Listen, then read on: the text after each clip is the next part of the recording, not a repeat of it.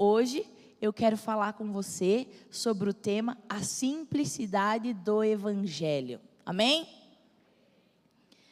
Em Marcos 16, versículo 20, está escrito assim: os discípulos foram anunciar o Evangelho por toda a parte, e o Senhor os ajudava, e por meio de milagres provava que a mensagem deles era verdadeira. Olha só, então os discípulos de Jesus, a equipe de alunos de Jesus, pregavam o Evangelho por onde eles passavam, e eles pregavam essa mensagem de salvação. E aí, você já pode ter ouvido falar de Jesus, você pode, enfim, já ter visto muitas coisas, mas hoje é dia de entender a simplicidade do Evangelho, de uma forma clara, porém séria e eficaz. 1 Coríntios 1, 18 ao 25, está escrito assim: de fato, a mensagem da morte de Cristo na cruz é loucura para os que estão se perdendo, mas para nós que estamos sendo salvos, é o poder de Deus. Pois as Escrituras Sagradas dizem: eu destruirei a sabedoria dos sábios, e acabarei com o conhecimento dos instruídos. Então, o que poderão dizer os sábios e os instruídos? O que vão dizer os grandes oradores desse mundo? Deus tem mostrado que a sabedoria desse mundo é loucura. Pois Deus, na sua sabedoria, não deixou que os seres humanos o conhecessem por meio da sabedoria deles. Pelo contrário, resolveu salvar aqueles que creem. E fez isso por meio da mensagem que anunciamos, a qual é chamada de louca. Os judeus pedem milagres como provas, e os não-judeus procuram a sabedoria, ou melhor, a filosofia talvez. Mas nós anunciamos o Cristo crucificado, uma mensagem que para os judeus é ofensa, e para os não-judeus é loucura. Mas para aqueles que Deus tem chamado, tanto os judeus como os não-judeus, Cristo é o poder de Deus e a sabedoria de Deus. Pois aquilo que parece ser a loucura de Deus é mais sábia do que a sabedoria humana, e aquilo que parece ser a fraqueza de Deus é mais forte do que a força humana. Olha só, nesses versículos está falando um pouco sobre o Evangelho. É a mensagem de salvação, que parece loucura para aqueles que estão se perdendo. É a mensagem do Cristo crucificado. Então vamos entender um pouquinho sobre o Evangelho.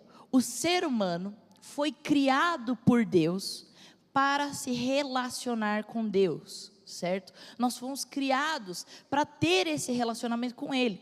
É só você parar e pensar um pouco sobre, por exemplo, essas tribos não alcançadas pela civilização. Eles estão lá longe. Eles nunca tiveram acesso à civilização, eles não têm acesso a outros seres humanos. Mas o que muitas dessas tribos fazem? Eles têm uma condição humana, assim como eu e você, de adorar a algo. Então eles adoram ao sol, por exemplo.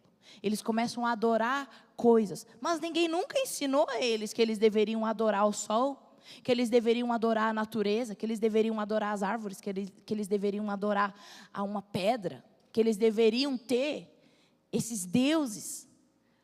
Então o que é isso? Por que essas tribos fazem isso? Por que essas pessoas tão distantes adoram outros deuses? Porque dentro de nós existe essa condição que Deus colocou de adorar, porque nós fomos feitos, nós fomos projetados para nos relacionar com Deus. Porém Deus não criou robôs, Ele nos criou livres para escolher se nós iríamos querer nos relacionar com Ele ou não. E aí o que acontece na história da humanidade? Deus cria o homem e a mulher pecam. E o pecado trouxe essa separação de Deus e do homem. Eu digo para você, o pecado, ele traz separação. Mas não traz aquela separação como se Deus estivesse bravo com a gente, não. É uma separação que traz confusão. O pecado traz a confusão para o homem. Traz a confusão da identidade, traz a destruição da sua integridade. a humanidade peca lá no início da sua história. Só que aí Deus, Ele ama tanto o mundo, Ele ama tanto o mundo, que Ele não consegue ver o mundo todo se perdendo e indo para o inferno por causa do pecado. Ele envia o seu Filho para que todo aquele que crê no seu Filho Jesus tenha a vida eterna e não morra eternamente no inferno. E aí, através de Jesus, nós podemos nos reconciliar com o Pai. Amém? Através de Jesus, a gente tem essa reconciliação com o Pai. Mas, antes de Jesus vir ao mundo, há 2000 anos atrás, a presença de Deus era muito limitada. Deus falava somente através dos profetas, que eram homens que eram como se fosse assim, porta-voz de Deus. Não existia Bíblia como hoje eu e você temos. O Espírito Santo também não estava disponível para falar com as pessoas. Então, Deus falava através de homens específicos na história, e também, por um período de tempo, a presença de Deus se limitava à Arca da Aliança. Eu queria que mostrasse aqui uma foto da arca, tem? Olha só, a Arca da Aliança era esse objeto, essa caixa, eu posso dizer assim. O material era de madeira da acácia, e ela era revestida de ouro puro por dentro e por fora. Tinha ali as suas medidas exatas, está tudo escrito na Bíblia, tudo registrado no Antigo Testamento. E essa arca fazia parte do sistema da aliança mosaica, e estava relacionada diretamente à aliança do Monte Sinai. Então, o que essa arca representava? Representava a presença de Deus. Aonde estava essa arca, essa caixa, estava a presença de Deus. E a presença de Deus era tão poderosa e tão gloriosa, que Deus deu uma lei para Moisés, que era o líder da época, de como que eles tinham que se aproximar daquela arca. Nessa lei tinham instruções específicas, procedimentos, para que eles não morressem se eles chegassem perto daquela arca. Não porque a arca tinha poder, mas porque a presença de Deus estava ali. E ela era tão poderosa que ela podia matar as pessoas, dependendo como elas se aproximassem. Então, tem um momento na história que algo acontece, que eu quero trazer para vocês. A palavra conta a história de um homem chamado Davi. Esse homem, ele foi ungido a rei. E ele acaba de virar rei. E o povo todo está comemorando, Davi se tornou rei e tal. E ele decide, eu vou trazer a Arca da Aliança, que representava a presença de Deus, de volta para o nosso país, para a nossa nação. Eu vou fazer isso. E ele vai e ele busca essa arca com um povo, com um pessoal. E eu quero ler junto com vocês 1 Crônicas 13, 6 ao 14, para você entender mais ou menos o que aconteceu. Está escrito assim: Davi e o povo foram até a cidade de Baalá, isto é, Kiriat Jearim, no território da tribo de Judá, para tirar dali a arca da aliança de Deus, a qual tem o nome do Senhor que se assenta no seu trono acima dos querubins. Colocaram a arca num carro de bois novo e a levaram embora da casa de Abinadab. Uzá e Aiô guiavam o carro, que eram 2 homens, né? Então, Davi e todo o povo começaram a dançar com todas as suas forças em louvor a Deus.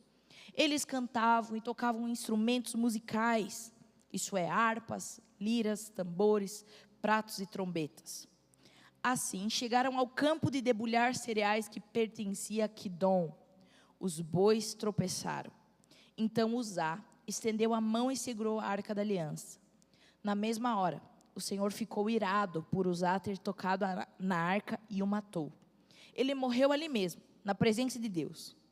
Davi ficou furioso. Em outra versão está escrito, Davi ficou indignado, porque Deus, na sua ira, havia castigado Uzá. Assim, até hoje, aquele lugar é chamado de Pérez Uzá.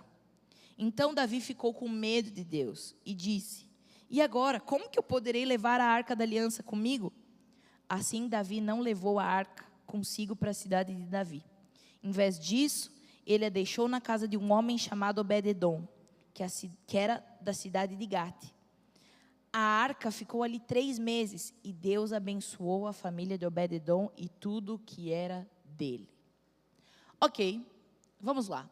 Vamos entender um pouco desse texto.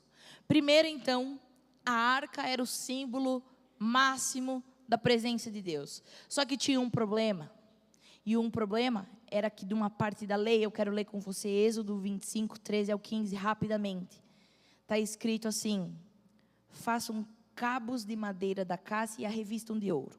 Enfiem os cabos nas argolas dos lados da arca, para que ela possa ser carregada. Os cabos ficarão nas argolas da arca e não serão tirados dela. Volta na foto da arca, por favor. Vocês estão vendo esses cabos?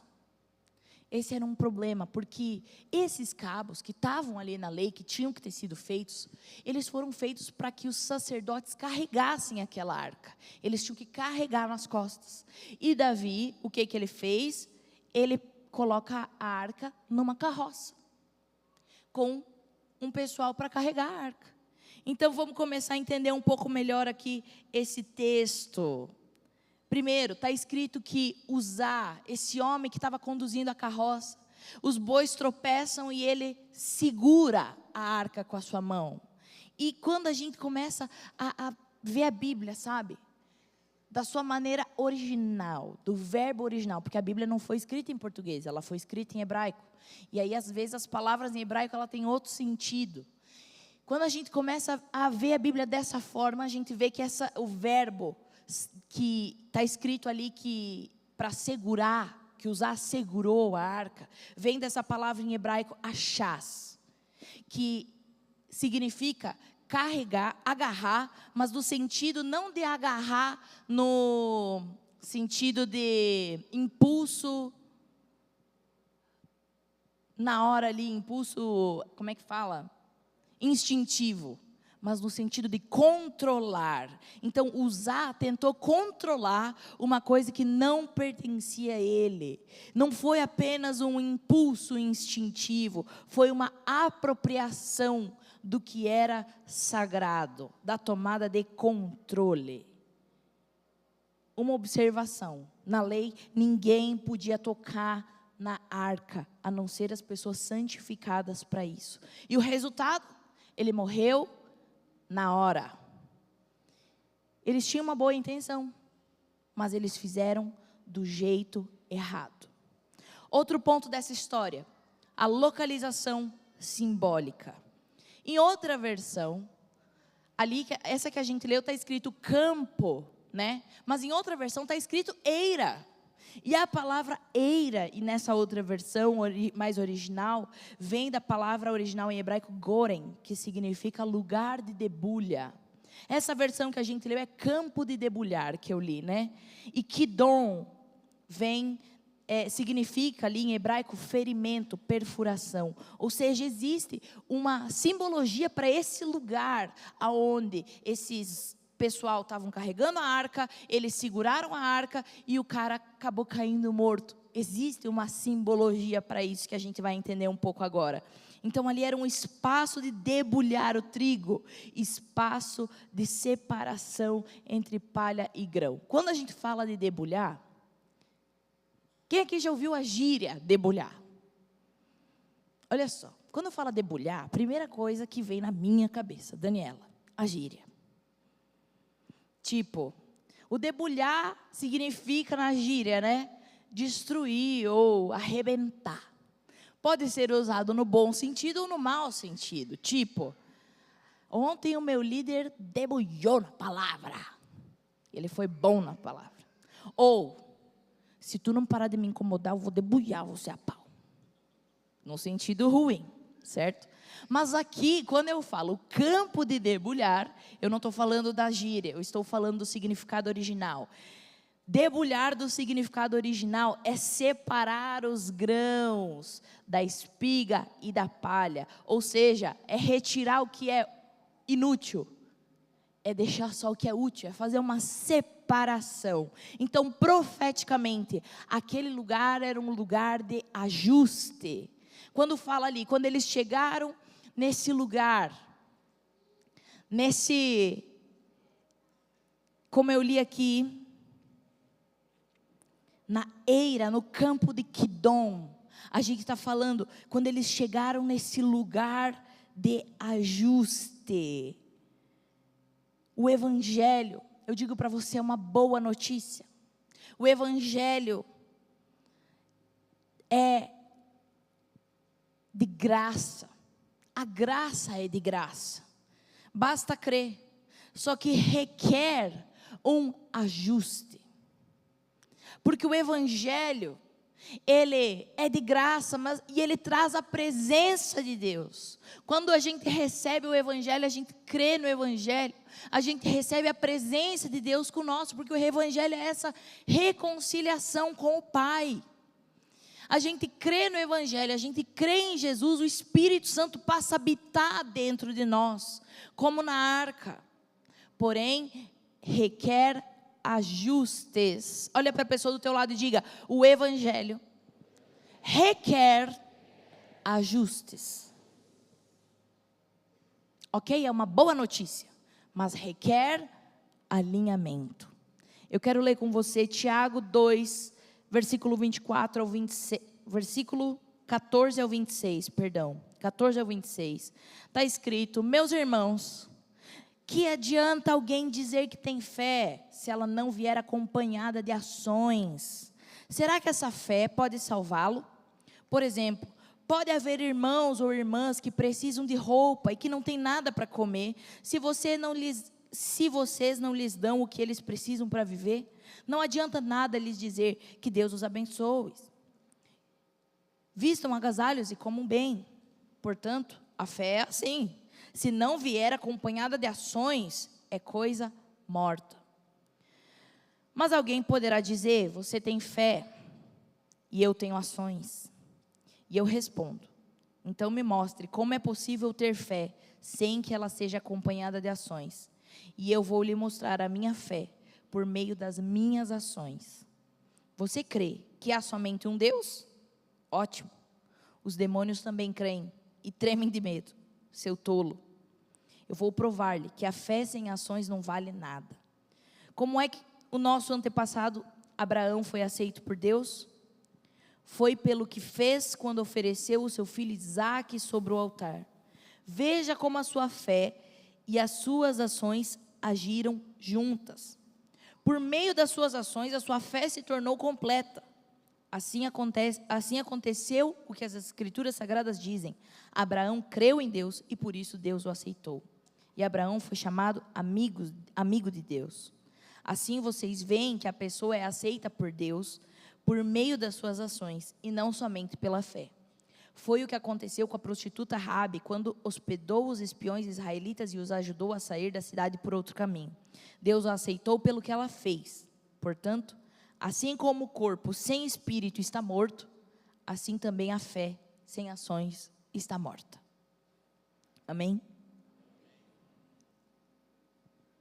Quando nós falamos sobre o Evangelho, nós estamos falando sobre essa reconciliação.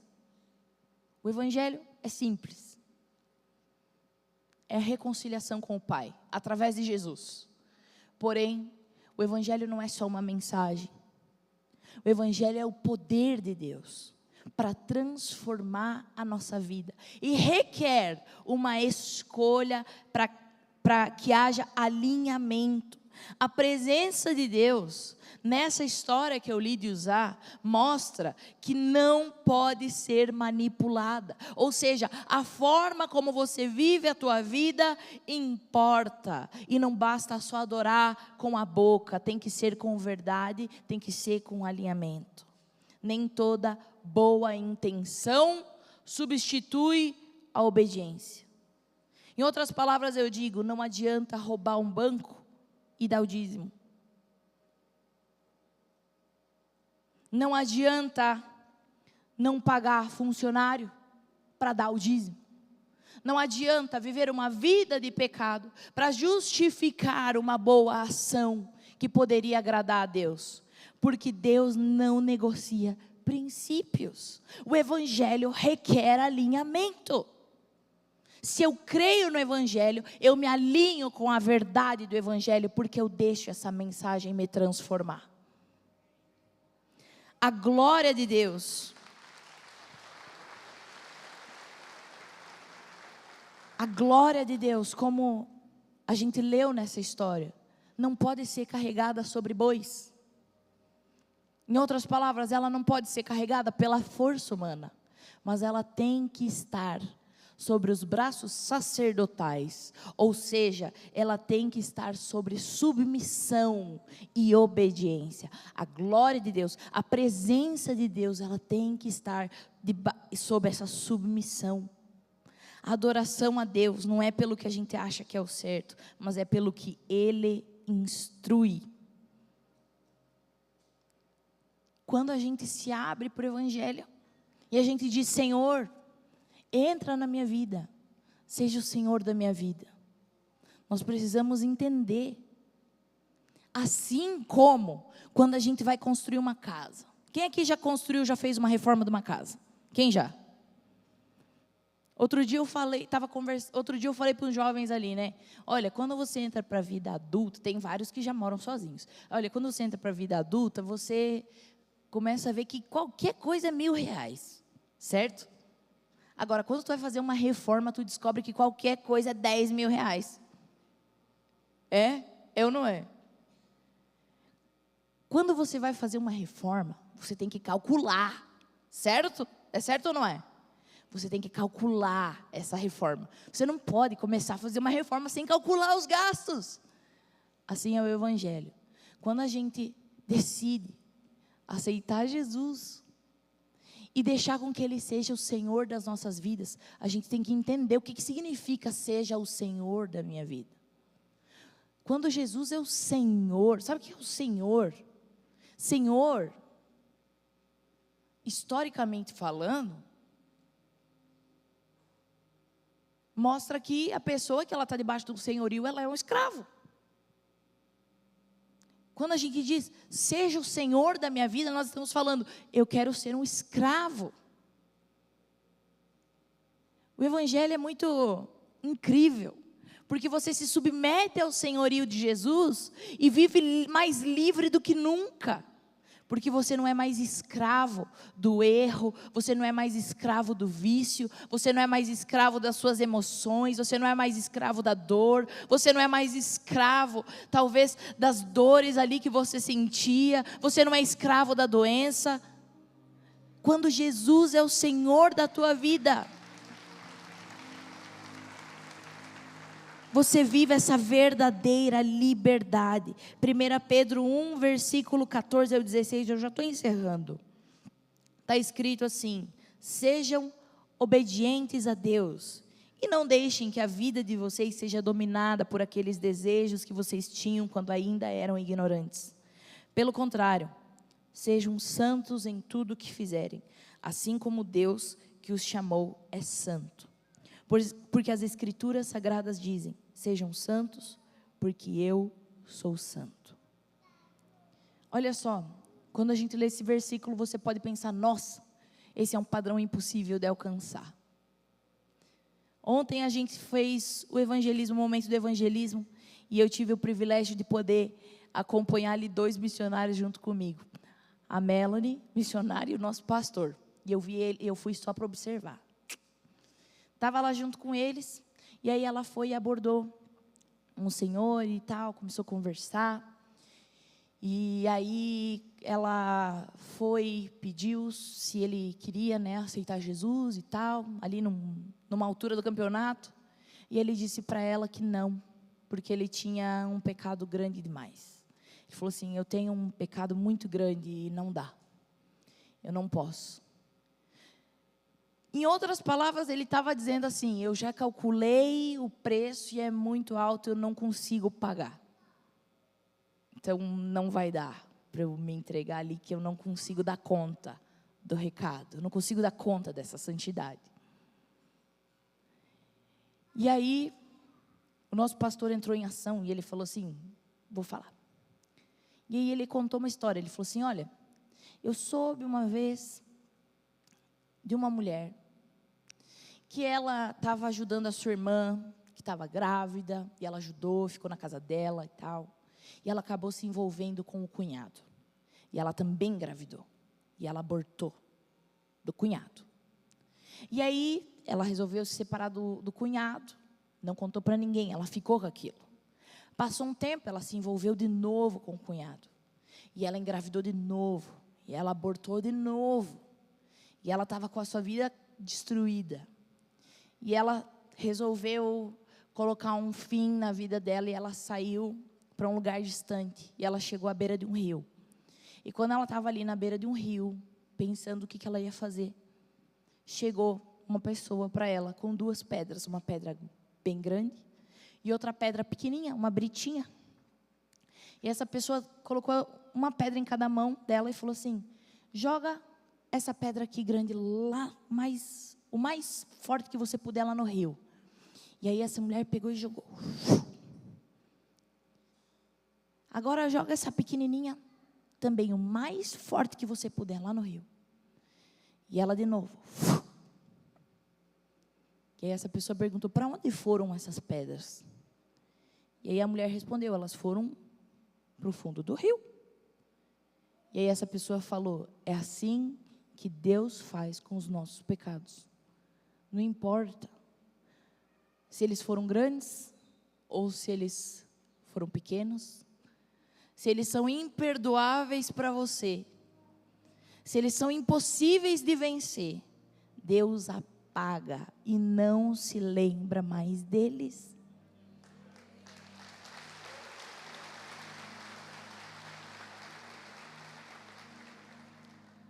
Hoje, eu sei que é um dia de alinhamento, porque com o perdão de Deus, vem a cura, vem a restauração. Quando eu falo sobre restauração, vem a restauração dos sonhos, do futuro, daquilo que estava morto, que volta à vida. E o perdão de Deus é algo que é de graça, sabe? Você não precisa convencer a Deus para te perdoar, porque Deus não é como um pai terreno. Quem sabe, eu te digo, o teu pai já te puniu. Quem sabe você já foi punido por fazer coisas erradas. O nosso Deus não é esse Deus que pune. Claro, Ele é um Deus de justiça, Ele é. Mas se você se arrepender, se você decidir, assim como é o perdão que você decide perdoar, se você decidir se arrepender, Deus traz esse perdão. E Ele traz a capacitação para vencer as tentações. Ele traz a capacitação para vencer os momentos difíceis. Ele traz a capacitação para vencer as dificuldades. Essa é a graça do Evangelho. Essa é a simplicidade do Evangelho. Eu entrego minha vida. A presença de Deus vem em mim. Só que eu preciso me alinhar com a verdade do Evangelho. Porque o Evangelho não é viver de qualquer forma, não é ter uma boa intenção somente, mas é viver de acordo com a vontade de Deus. Então eu quero que você se coloque de pé agora. Eu sei que hoje é da vontade de Deus fazer aqui reconciliações. Hoje eu sei que é uma noite de reconciliação, também é uma noite de cura. Eu sei que hoje é uma noite de cura física, de cura, de libertação. Cura física, cura, quando eu digo cura física, eu também estou falando aqui de cura emocional. Quem sabe você tem aí sofrido com depressão, com ansiedade. Muitas pessoas já foram curadas disso, porque Jesus cura. Jesus cura a doença mental. Hoje é dia de cura. Só que é preciso alinhamento. Crer em Jesus não basta, como a gente lê hoje. Quando aqui Tiago, se eu não me engano foi Tiago que eu li, ele confronta o povo. Ele fala: olha, você crê que só há um Senhor? Parabéns, até os demônios creem. Crer em Jesus não basta, é preciso se alinhar com a verdade do Evangelho. Deixar com que Ele entre no seu coração e transforme a sua maneira de viver.